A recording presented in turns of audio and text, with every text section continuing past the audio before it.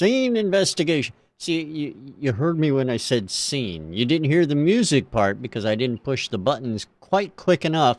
Normally I start talking and then I push the buttons, and as Tommy says, there's no crying in music. My name's Rich Wildman. We're glad you're here today. Glad to see everybody in the chat room.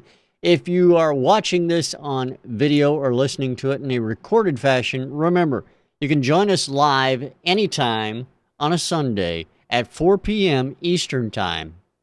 See how I narrowed that down for you? It's like that old card trick where the guy tells you to pick a red or black, then face cards or number cards. Never mind. Anyway, we've got some great music we're going to listen to today, and our panel will hear it for the first time, providing their review and critique of those songs after they hear it. We'll find out what they have to say about it after them only hearing it one time. That's what's unique about this broadcast, other than the artists and their music. And generally, folks, I got to be honest with you, we've been doing this for, what, just 5 years now, Ian? Is that what it's been? Coming up to, isn't it? Yeah.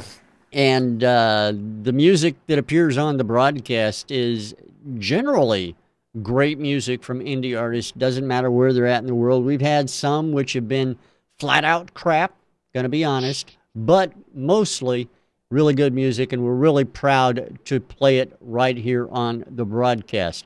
All right, Ian Husbands is with us, and he is, of course, a graphic artist, as you can tell him holding up the applause sign. He spelt it wrong. I'm not going to tell him how. He's looking at it. Huh? What? What? He doesn't care. It's all right. That's why you get the big money, Ian. How you doing, buddy? You're not talking now? Is that it? I'm going to do everything by signs tonight, I think.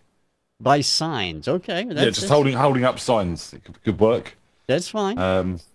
Open our whole audience up to a deaf society, so that they don't have to hear my reviews. They can read them. I know that you've been a very busy camper this week and over the weekend as well. You've had a lot of things going on. You had a birthday week and a lot of gigs, your Thursday night weekend gigs, the whole 9 yards. How'd that all turn out for you? Yeah, it's been busy. My little girl's 4th birthday, so we've been sort of doing various things like going to Toys R Us and swimming and cafes and all sorts of fun stuff like that.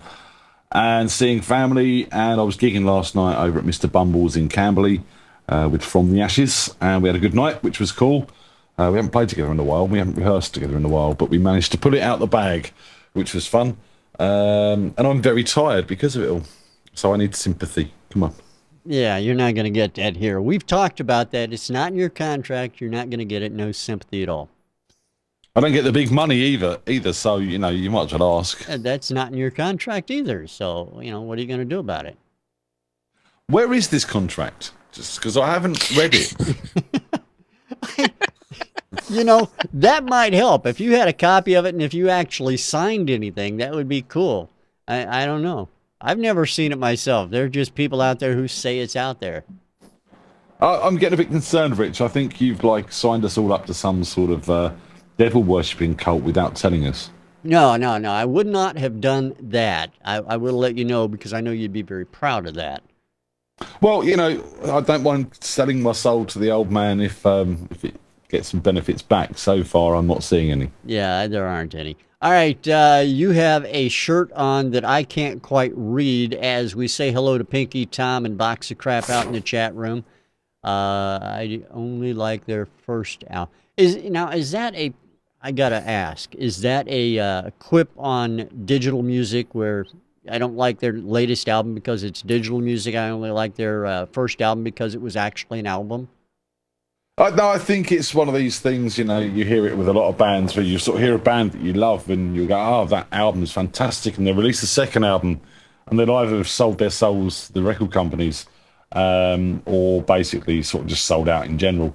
And, I find a lot of bands where I only like the first album. It's something that a lot of people talk about, so I saw this and had to have it. All right, well, for those of you listening with audio only, you'll have to tune into the video to find out the reference I was making to Ian's shirt. Once you see it, you'll actually know what I'm talking about. Ian, thanks for being here as always. I really appreciate it. I do too. I know you do. He's such a glutton for punishment. It's okay, though.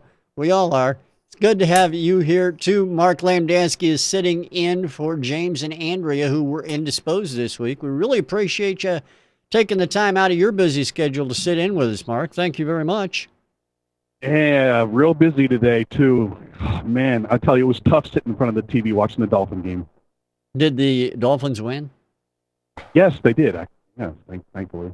It was a mistake. You were watching a pre-recorded. Never mind. All right. So, Mark, I know that you recently, we talked about this last time you were on. You're the general manager and afternoon jock on WSFR, where South Florida rocks. So tell me about the station, how things are going over there, and what is going on. Oh, station is coming along slowly but surely, and we're on the air, but we're working out all the clocks and the kinks and making sure everything's running smoothly and getting all the music tagged properly. And thanks a lot to my partner in crime, you know who you are, and I'm really excited to really finally see things start to move along.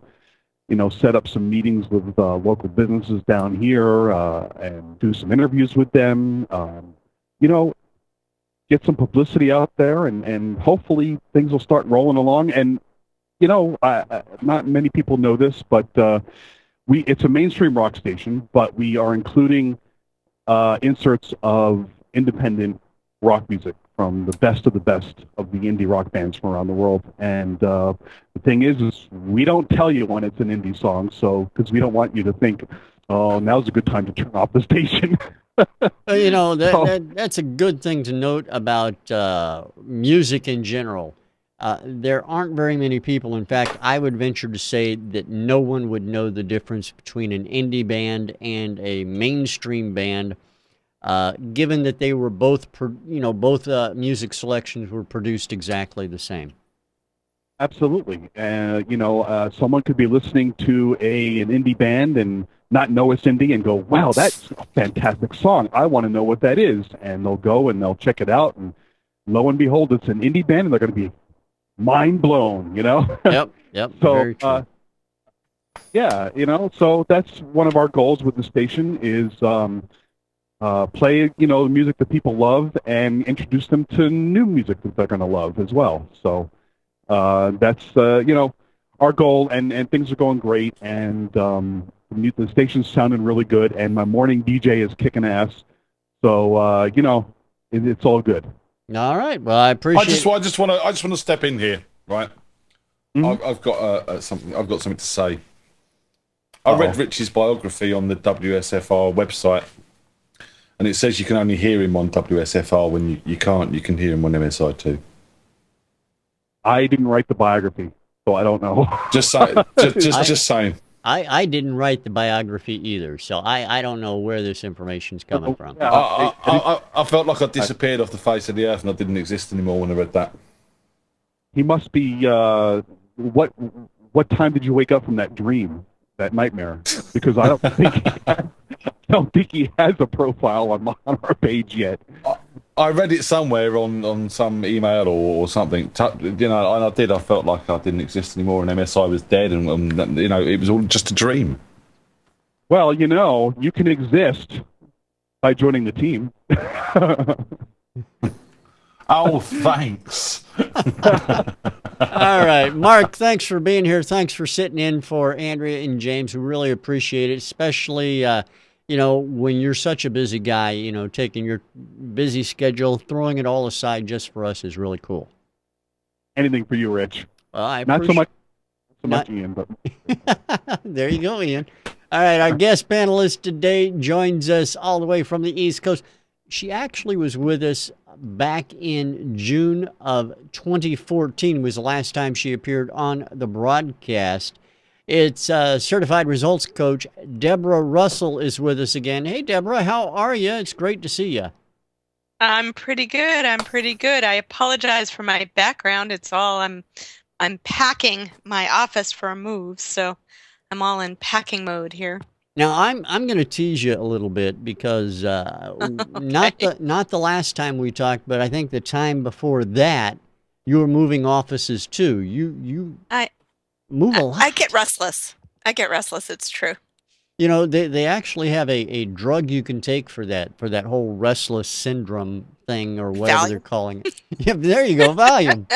All right, now you're a business coach. We've talked a lot about this in the past. What coaches do, and you're unique in that you work with performers, songwriters, singers, venue owners, managers, everybody in the field of music. It seems like so. Studio owners, yeah, the whole thing. Now, what's the difference between a business coach working with, for example, somebody in business and a business coach working for someone in music, in the business of music? Ironically, nothing. The point that I drive home to my clients is that you're in business, you're a business owner. And it doesn't matter whether you own a donut shop or you're an engineering firm or you're a musician with a touring band, you are a business owner. And if you want to stop starving, you have to treat what you do as a business. And that's really the key to creating sustainable and profitable career over time. Yeah. So business is business is business. I can imagine that this is really a wake up call when you tell a musician this. It's probably a wake up call for a lot of musicians who think of music, the business of music, is living the rock star dream. You know that they've always dreamt of since they were a little kid or whatever. Have you ever gotten that like mind blown look out of their eyes when you say, really, come on, it's a business and you are a business person, whether you like it or not? So first of all, that rock star dream for the most part is dead and gone, and has been for 20, 30 years. Yeah. The internet killed that. Because you no longer have studios that are willing to pony up, these advances, thousands and thousands of dollars, knowing that they're going to get them back because it's just not the way the business works anymore. So even people who are, riding the top of the wave, the Lady Gagas, what they experience is not kind of what was romanticized in some of the movies of the 60s and 70s and early 80s about what life is like as an artist, as a performing artist. And even then, that was the 0.001% of artists. So living the rock star life generally looks like living out of your car more often than not. And so, the people who come to me are people who have families and a mortgage and want to have a good life, and do it making music for a living. And it's doable. People do it all the time. It just doesn't look like, the rock star life. It's not all tour buses Deborah. and private planes. I Yes, need darling. to sort of let Deborah know something here. Tomorrow night, I am meeting a friend of the show's, Nick Andrews, and he actually does live in his car, so he can lead the life of a musician. And he's releasing a book called The Backseat Bedroom very, very soon, to basically show you how to live in your car. Well, it's so funny. There's actually a professional baseball player who's doing the same thing that was interviewed on 60 Minutes several months ago, and it's the same thing. He's like, I don't need mansions and swimming pools, and so I'm making millions of dollars. It's going in the bank. Right now, I'm living outside of my VW van. So, Yeah. Yeah. There's a lot to be said for that. That is true. Now, tell me about Cuts the overhead, that's for sure. Yeah, exactly. Tell me about Artist's Edge and what you provide there for artists who are interested, because I know that there's a lot of information they can pick up there, not only from you and the site, but I mean, just let us in on a little bit of that, what they can pick up going there. great. And I'm actually putting my website up on the chat so you guys have it. It's artists-edge.com. If you don't have the hyphen in there, you're going to get to a lovely frame store in Seattle. But it's so artists-edge.com. So what Artist Edge strives to do is create the education that you need to run a successful business. Most artists have spent a lot of time, a lot of energy, a lot of money honing your craft, learning stagecraft, learning how to play your instrument, learning how to write. And that's critical. It's important. And I'm glad you're doing that. But if you're going to have a sustainable business, you need to learn the fundamentals of business. So what I've done is I've created in a couple of different formats the information that you need in language, in presented in a way that is easy to access, is not boring, I hope, and lets you kind of in on the secrets of what it takes to run a small business.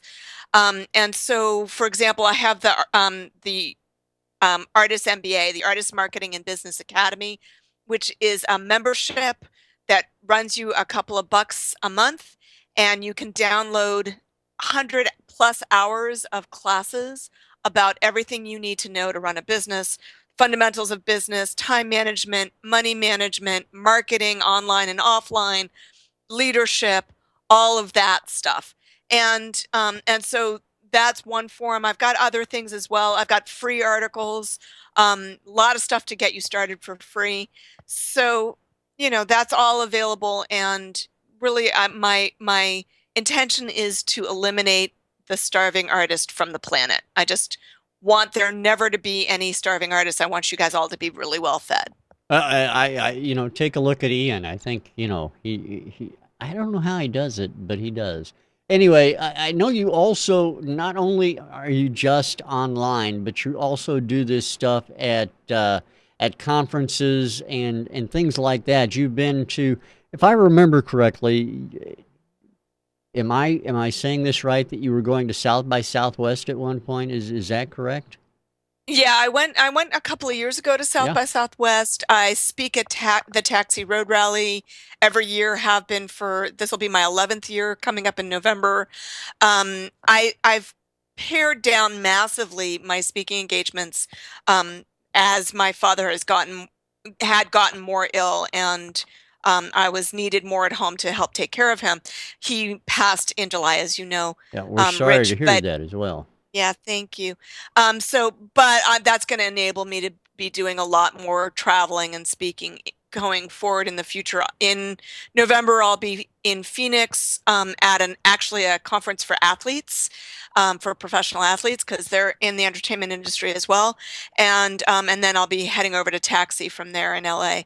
And right now, that's what I've got on the books. But I've traveled, I've spoken in Australia, I've spoken in Sweden, I've spoken all across the US, Nashville, New Orleans, LA, San Francisco, so even Idaho.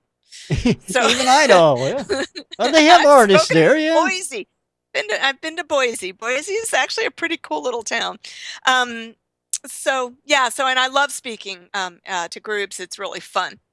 I like doing that. One of the things that struck me, and I'm sure a lot of people don't think about it, is that professional athletes are artists as well, just like musicians and everybody else. So it's just as important that they know the ins and outs of business as well as a musician, and as well as a CEO needs to know them. And it's really similar, kind of with musicians who've spent all this time and energy and money focusing on their craft, with athletes who've spent all this time, energy, and money in focusing on their game and don't know anything about business. And so they get taken advantage of. The statistics are frightening. Something like 60%, depending on the sport, somewhere between 60 and 75% of all athletes are bankrupt within 3 years of leaving their sport. I never would have known that. That's a staggering statistic. Yeah, it's incredible. So that's starving athletes. We don't want starving athletes either. No, absolutely not. Absolutely not. Well, let's see. On today's broadcast, we're actually going to listen to some of these independent musicians, and I want everybody's opinion on this as we take a listen to these guys. Ian, did you have something you were wanting to add? I did. I'd like to sort of just before we start, I'd like to read an excerpt from the IMC magazine. Okay. As written by Mark Landansky. You know what else is awesome about this? Nobody else has Rich Wildman as an on-air personality. You remember Rich, don't you? He's the producer of Music Scene Investigation and executive producer of the Indie News at Noon. Also, no other station has me on the air. Well, that's two lies there, because I've got you on air, Rich, and I've got Mark on it. You don't have to talk to me about it. I think you need to talk to the guy who wrote it. And we really... Just saying. Ian, there's no such thing as bad publicity. It's all good. I know. I personally think everyone should go over to the imcmag.com and read it for themselves. I agree with you there.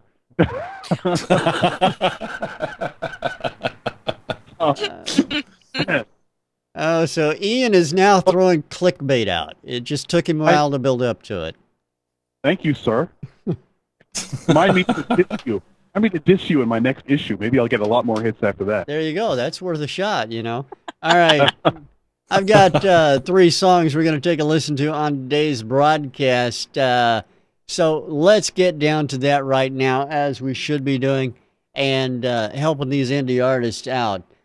Song number 1 coming up, everybody. Let's give it a listen. First time for everybody, right here live on Music Scene Investigation. This is track number 1 on today's Music Scene Investigation. Enjoy it, everyone.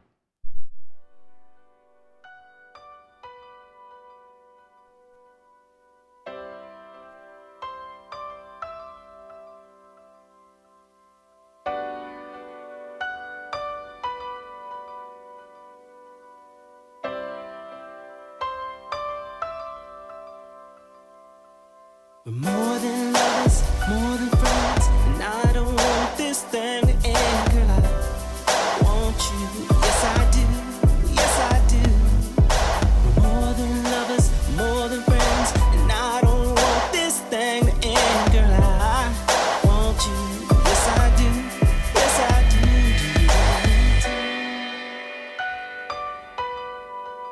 The same way that I want you. Do you want me to? Just like I want you.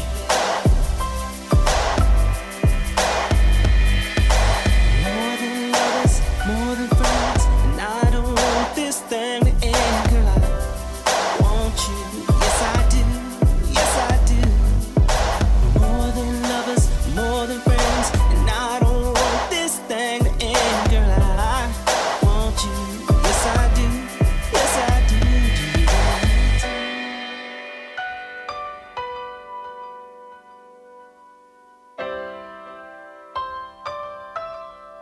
Oh, heaven sent you straight to me. Sent you straight to me. And whoa, heaven is what you mean to me. It's what you mean to me. And when I look into your eyes, I love everything I see. I love everything I see. 'Cause you want everything I need. Everything I need. Yeah, you are a diamond cut for me. Diamond cut for me. And I'll treat you like a pearl. Take special care of the girl. If you open up your heart, and let me in your world. Oh, just open up your heart for me. Yeah, just open open up your heart. Oh, let me love you, love. More than lovers, more than friends, and I don't want this thing to end, girl. I want you, yes I do, yes I do. More than lovers, more than friends, and I don't want this thing to end, girl. I want you, yes I do, yes I do.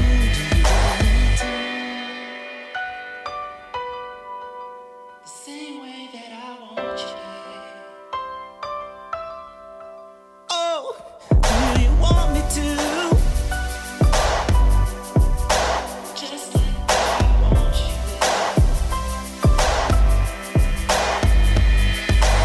More than lovers, more than friends, and I don't want this thing to end, girl. I want you, yes I do, yes I do.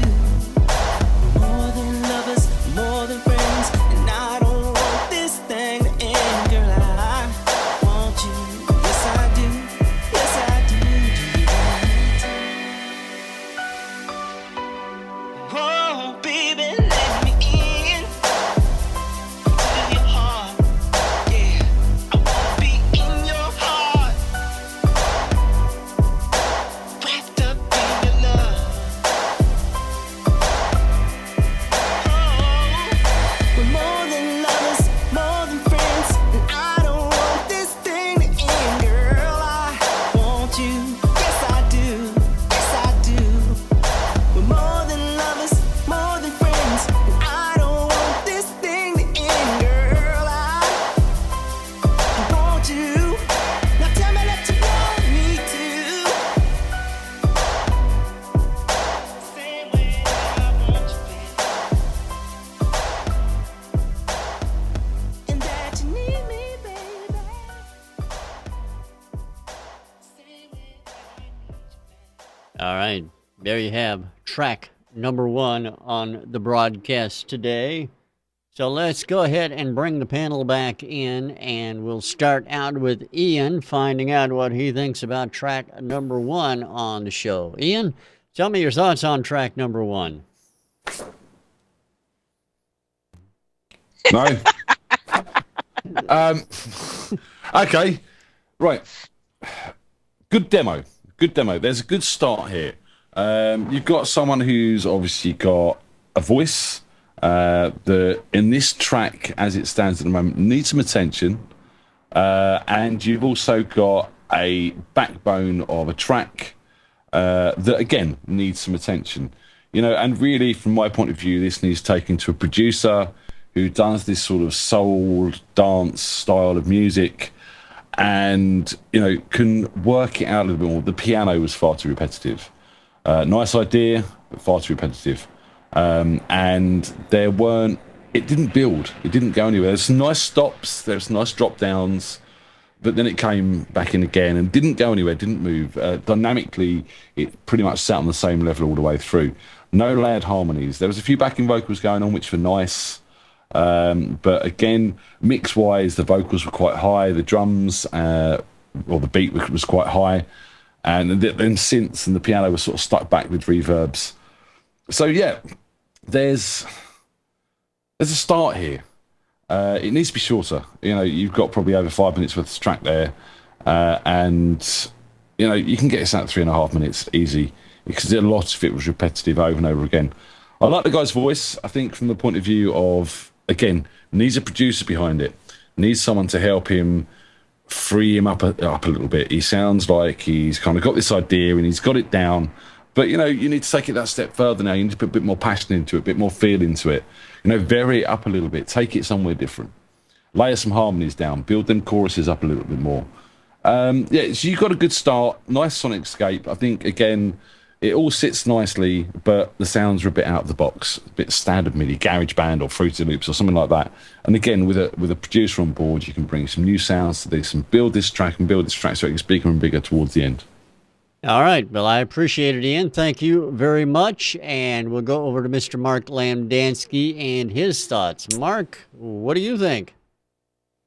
Excuse me. Many of the points that Ian made, I completely agree with.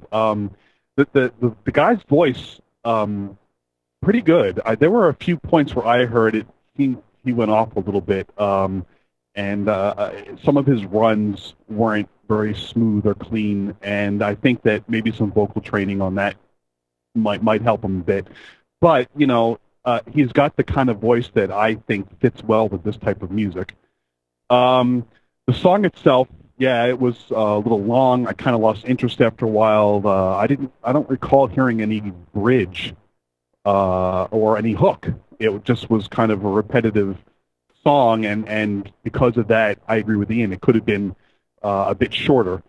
The keyboard, I've said it in the past, being on the show. I'm a big fan of piano and keyboard in any song, but this was a bit much. I think changed up a bit. If you're going to add a bridge, add some kind of a build-up or something that brings in a different sounding keyboard, or bring in some strings or something like that, and but a little work on it. I think it could be a good song. It just needs a few more tweaks to it. All right. Well, thank you very much, Mark. Now over to Miss Debra Russell and her thoughts. Deborah, what do you think about track number 1? One of the things that you guys love about me is that I'm brutal. Absolutely. Okay, so it needs a little bridge. It needs a verse. One even would be lovely. There were no verses. There was a chorus that could be a little hooky. I mean, I think it was okay, but there was no verse. There was no story here. More than lovers, more than friends. So what? Tell me about that. So there was no verse. Why would you need a bridge? You need a song. There's not really a song there. So as a demo to show off what your voice can do, it's not bad. I personally love the fact that it's not auto-tuned, even though you're right, he did slide a little bit on some of those runs. He went a little bit flat in a couple places. But for me to hear R&B without auto-tuning was wonderful. But I there's no there. It has to be something other than that one phrase over and over again. And so it needs 2, maybe 3 verses, perhaps a bridge, but frankly, I'd be happy with a couple of verses. And with a melody line that takes you somewhere other than where the chorus goes. So yeah, I heard a chorus with no verse. All right. Fair enough. I appreciate it. Mark, you had a rebuttal? Oh, no, I just want to say I think Pinky hit it right on the nose in the chat room. He says it needs a little banjo and some accordion. And a harmonica. A harmonica would really kick it. All right. Next up, you'll find out they're asking for jugs and spoons. I don't know. All right. That was track number 1. The track is called... Now it's called Do You Want Me To, and it's by E. Redmond, and we appreciate E. Redmond sending that track into Music Scene Investigation.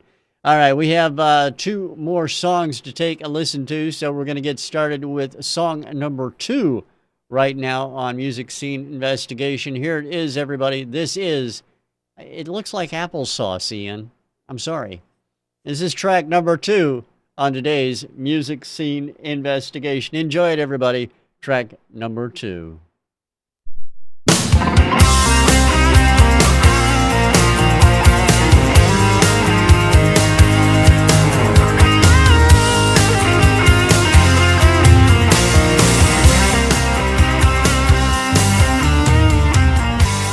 All of my life I've been working, waiting for a break to roll my way.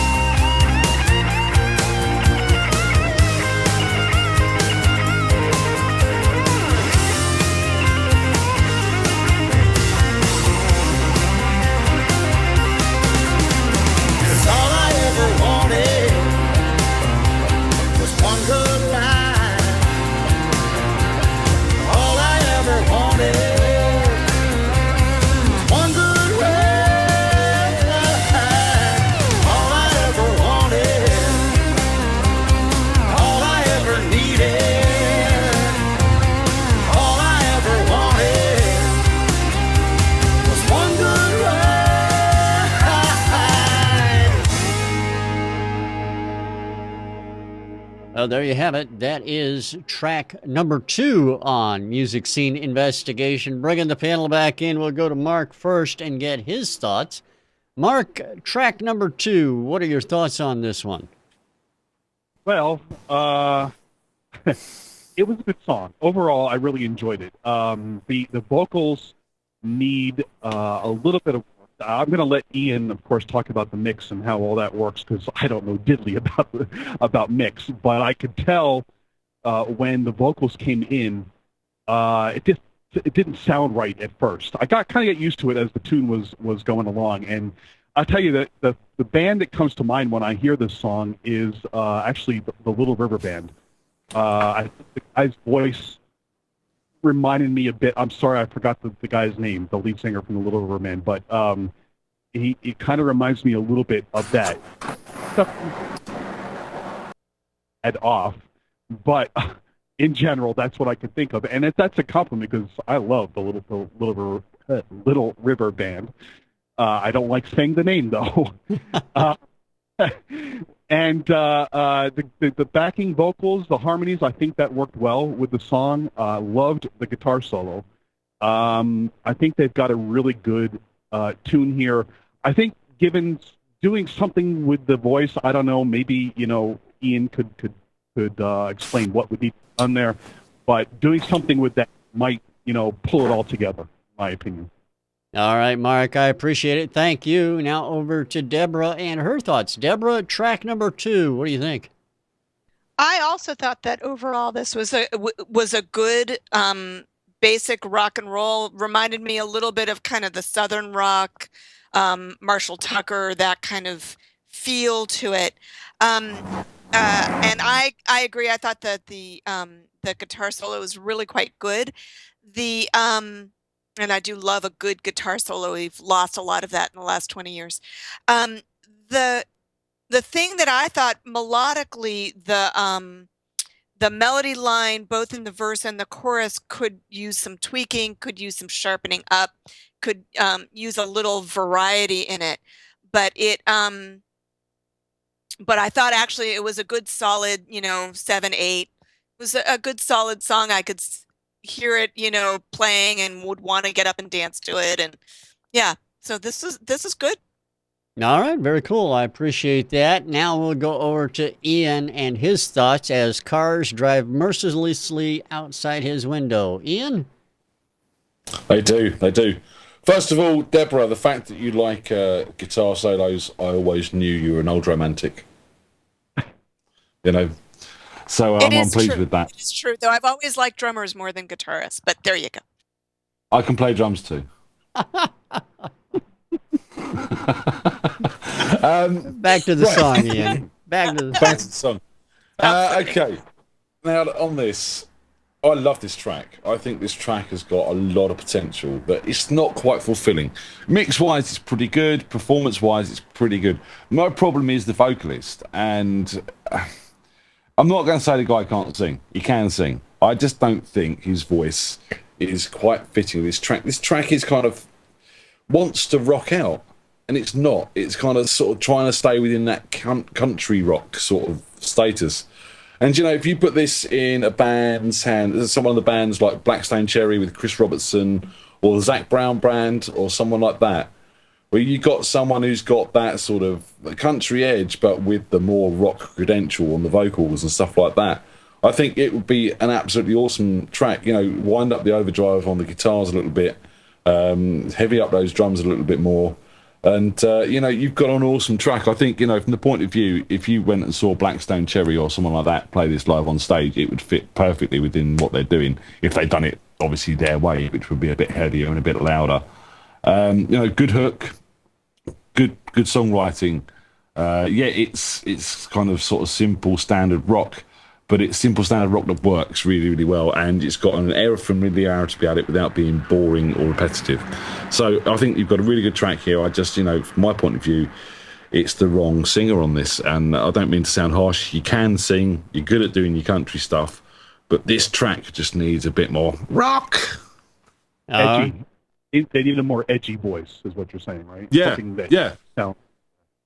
So a bit more gravelly and growly, All right. Well, there you have it. Track number 2, and it is by North Country Flyers, and it's called One Good Ride by the North Country Flyers. Thanks, guys. One more track to take a listen to on the broadcast today. We're going to get to it right now. Here it is. This is track number 3 on the show today. Enjoy it, everybody. Track number 3 on today's MSI. Thank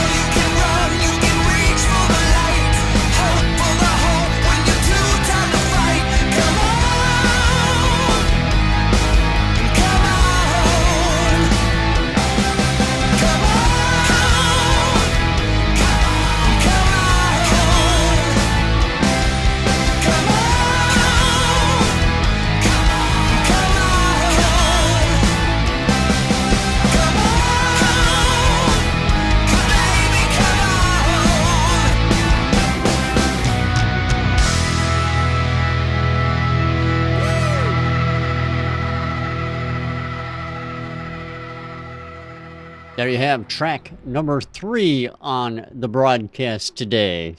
All right, let's go over to our panel, find out what their thoughts are. We're going to start with Debra this time around. What do you think, Debra? Track number 3.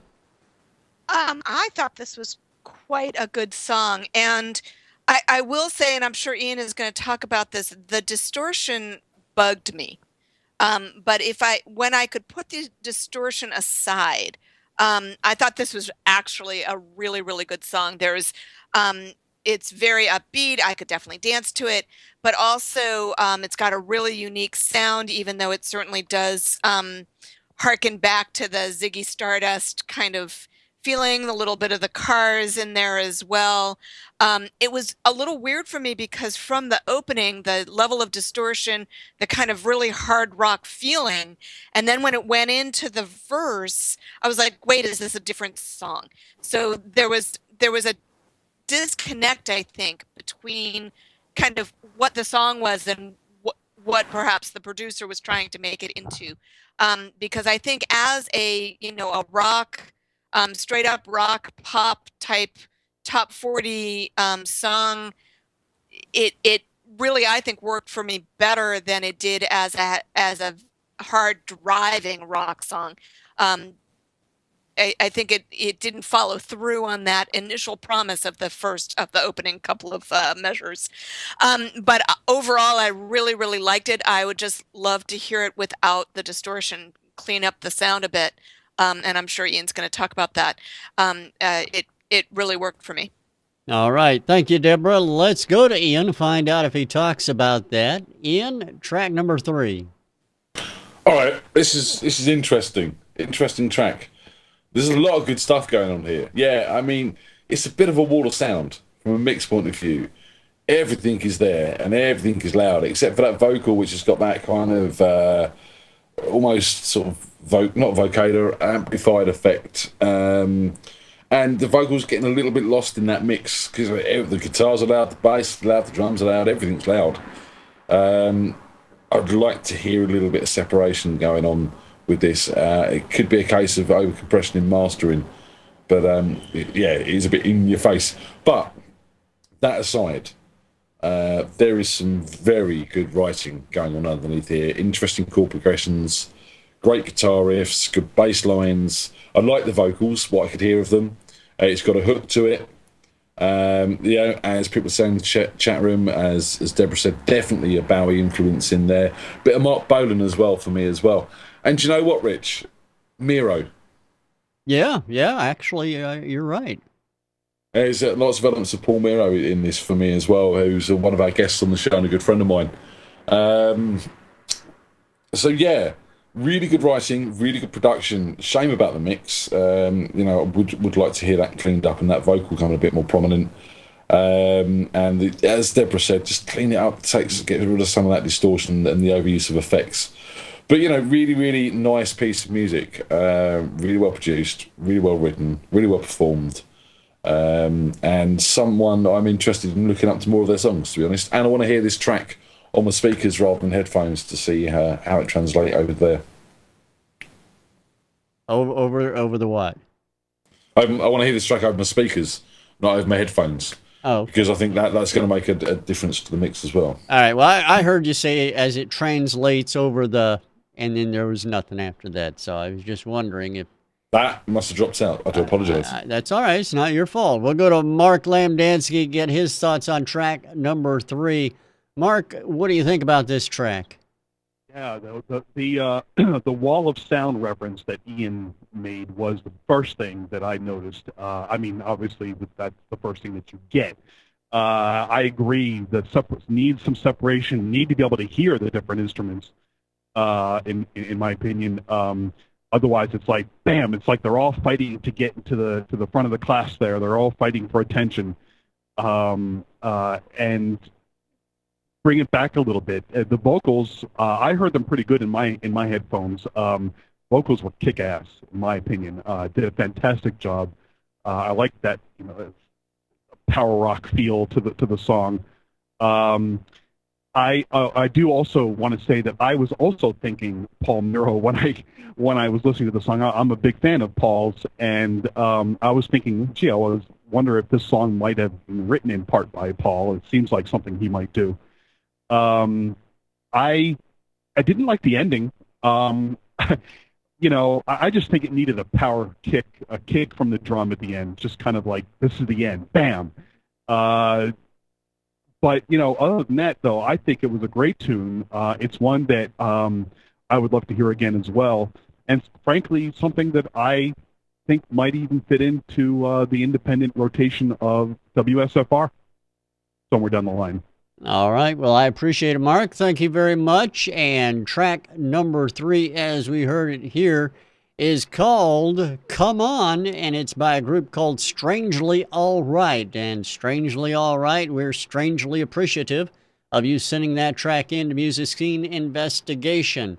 All right, we have a task for our audience as well as our panel right now to decide on a song of the week. We want our audience to fill out their witness statements as well as I turn it over to our panel. Let you guys decide on what you want to do for a song of the week. Talk it out and let me know what you think. I love how you say "talk it out" and nobody ever talks it out. No, no one ever does. No, sometimes we do. Sometimes if it's just a tough week, we sort of have a bit of input. But I mean, I think for me this week, it's not tough. Number 2 was definitely sort of the best song up until song number 2, and then song number 3 played, and it was obvious for me that song number 3 is a cut above the rest this week. Song number 2, a lot of time for it, really great song, needs a bit of work. Song number 1 needs a lot of development from my point of view, but has the potential. But 3 is delivering a package, so for me, number 3. Yeah, I think 3 is a full package, except for the mix. Which we already talked about. Other than that, I thought it was all there. The guitar was awesome, good beat, great lyrics, great melody. It's the whole package. All right. Not that it really matters what I think, but I actually agree with both of them. And a great song. And after you fix it up a little bit, send it over to us because I'd love to have a copy of it for the station. All right. Well, there you have it. Awesome. There you have it, a unanimous decision by our panel. Strangely All Right, their track, Come On, is going to be the song of the week. Mark, thanks for hanging out and sitting in for Andrea and James. I appreciate that. And no problem. Used to being on the list. It's okay.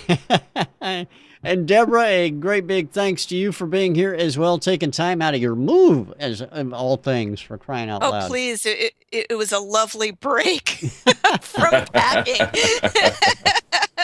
Well, really... great fun. Ask me back again soon. Let's not wait a year this time. Absolutely. What are you doing next week? Oh, moving. Well, you said soon, so I thought I'd take a chance. But definitely want to get you back as quick as we can. And thanks to everybody out in our audience, as well as Ian for being here. I didn't want him to think I left him out. And I'd just like to say thank you for actually being on the show this week, Rich, seeing as you only really appear on one radio show. I'm on my. Let it go, Ian. Let it go. Yeah, I'm let it go. on my downtime, vacation time. Anyway. And thanks, Mark, for taking time out of your only radio show as well and joining us on ours. It's crazy. Hey, Debra, do you want your own exclusive radio show, the only place you ever appear? Sure. I think I'm on it right now. There you are. Safe to say that this is the only radio station I do appear on. That's true. And I can be truthful about that. You're always truthful, except when you're lying, Ian. All right. Thanks for being here, everybody. Remember, join us every Sunday, 4 p.m. Eastern Time, when we bring you the best in indie music. Sometimes the worst, but usually the best right here. Thanks for being here, everybody. We're going to play out with Strangely All Right, this week's Song of the Week on Music Scene Investigation. We'll see you next time. Peace out. Cheers.